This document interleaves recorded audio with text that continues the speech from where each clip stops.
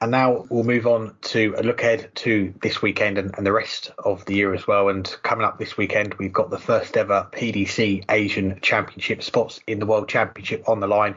A big pot of prize money as well on offer for the players. Who do you see as the main contenders for the title this weekend? Yeah, I mean, it's tough because we don't know for sure who's entering. We definitely have a good guess of some of them. And, if you look at recent Asian Tour Order of Merits, I think that is a good starting point. And we should add, it's not just the Asian Championship. There's also 4 Asian Series events, the only 4 on the calendar for this year. Hopefully next year it'll be back to a full slate of events. And those are on the 2 days before the Asian Championship. But if you look at the players who were the top 4 last year, I think those, or not last year, but the last year that we had an Asian Tour, I think that's where we have to start. Lawrence Ilagan, who topped it, Seigo Asada, who was second, Paul Lim, who was third, and Noel Malikdem, who was fourth, because those are the 4 players who have gone and played the Asian Tour the most and have had the most success. And they're probably the 4 best players playing in Asia.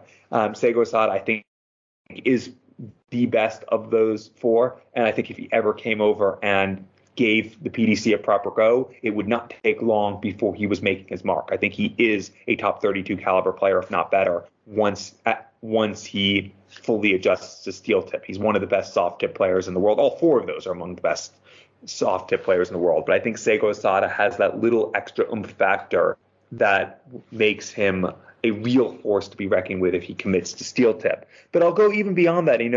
Look at the one player who has been playing the Challenge Tour at least a little bit this year, and that's Long Kai Fan. He's 45th in averages on the Challenge Tour over the course of the year. He had a couple deep runs, losing out to Danny Lauby in the semifinals, and the following event losing out to Scott Williams, the eventual champion, in the quarterfinals. And he had some really good results. He beat Robert Owen, averaging over a ton on the way to that quarterfinal on Sunday. He beat former tour card holder Alan Taburn on the quarterfinals the day before. And that was his first appearance since January. And maybe travel's a big reason to do that. It makes you wonder, what could have he accomplished if he had played the entire season? Granted, most of his matches he was averaging in the mid-80s, that match against Robert Owen aside. But you only beat what's in front of you, and he did that. And that's why he made a semifinal, quarterfinal. And assuming he's made the trip home and assuming he isn't still jet lagged, well, not home, I should say, back to Asia and then flown up to Japan. But assuming he's done that and he's not jet lagged, I think he'll be a contender as well, especially since we know he has match sharpness in steel tip going into that.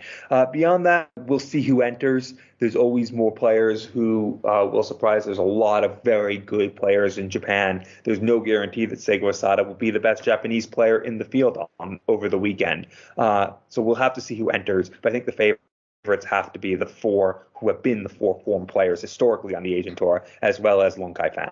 It's a difficult one to predict, and at the time we're recording this at the start of the week, and of course this tournament is held over 4 days. Starting on Thursday, you've got the 2 qualifiers each day, the Asian Series events, and the final 4 players from each of those qualifiers. It's going to be 4 qualifiers. They'll all get through, and then the top 10 players from the Asian Series Order of Merit, they're also going to get through. So that's 26 players. We don't know who they're going to be yet. So that's all over half the field. We're not sure who's going to be in the event, but we do know 21 of that 48 players that are going to be in it. So a few names to pick out there, definitely. And I'm looking forward to this event. It's going to be streamed as well on PDC TV, and the Asian Tour is something that we have missed for the last 3 years. You think back to 2019, the PDC, they were making moves in Asia with that Asian Tour, getting more interest in the steel tip side of the game, and players were coming over for the World Cup, the World Championships, and making their mark. You look back to that year, Japan made the quarterfinals of the World Cup,